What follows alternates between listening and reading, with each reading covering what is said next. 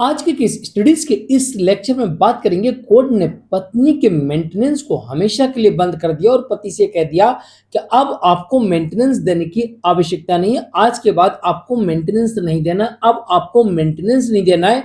तो इसके पीछे क्या कारण है, आज के स्टडीज के इस लेक्चर में आपको उन जजमेंट्सों के बारे में बताएंगे जिसमें कोर्ट ने ट्रायल कोर्ट के आदेश को रद्द कर दिया, जिसमें इंटरिम मेंटेनेंस मिला था या फाइनल मेंटेनेंस मिला था। उन आदेशों को कोर्ट ने रद्द कर दिया और ये कह दिया अब आपको मेंटेनेंस देने की आवश्यकता नहीं है। तो चलिए आज एक स्टडीज के इस लेक्चर में बात करेंगे मेंटेनेंस कोर्ट ने क्यों बंद किया। जय जिनेंद्र जैन। वीडियो को लाइक और शेयर कर दीजिए और इस तरह के जजमेंट्स का पैकेज पाने के लिए जिसमें लगभग आपको 200 जजमेंट्स मिलते हैं या अन्य किसी जानकारी के लिए दिए गए नंबर पर आप हमें संपर्क कर सकते हैं। चलिए शुरुआत करते हैं। नंबर 1, ऐसे आजकल कई जजमेंट देखने को मिल रहे हैं जिसमें कोर्ट ये कह रही है कि पत्नी पढ़ी लिखी है तो उसे ना इंटरिम मेंटेनेंस दिया जाएगा और ना फाइनल में दिया जाएगा। और इसके पीछे का रीजन कोर्ट ने ये बताया कि पत्नी पढ़ी लिखी है, वेल क्वालिफाइड है, कमा सकती है, पहले कमा रही थी, कमाने के काबिल है और पति की यहाँ पर कोई भी गलती नजर नहीं आती है। तो ऐसी परिस्थितियों में ऐसी पत्नी को सक्षम माना जाएगा और ऐसी पत्नी को भरण पोषण नहीं दिया जाएगा। और अगर इनको इंटरिम मिल गया या फाइनल मिल गया तो उसे कोर्ट ने बंद कर दिया। नंबर 2, कानून में ऐसे प्रावधान है जहां पर यह कहा गया कि अगर पति अडल्ट्री साबित कर दे, यानी कि अफेयर या रीमैरिज या लिविंग, इसका सबूत अगर पति के पास है तो पत्नी के पक्ष में किसी भी कोर्ट ने आदेश किया हो मेंटेनेंस का, उस आदेश को रद्द किया जा सकता है और मेंटेनेंस हमेशा हमेशा के लिए बंद किया जा सकता है।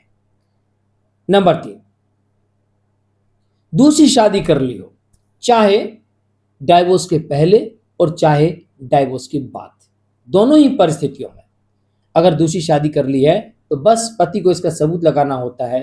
किसी भी कोर्ट का आदेश हो मेंटेनेंस का, भला ही सुप्रीम कोर्ट का आदेश हो मेंटेनेंस का, उसे भी रद्द किया जा सकता है।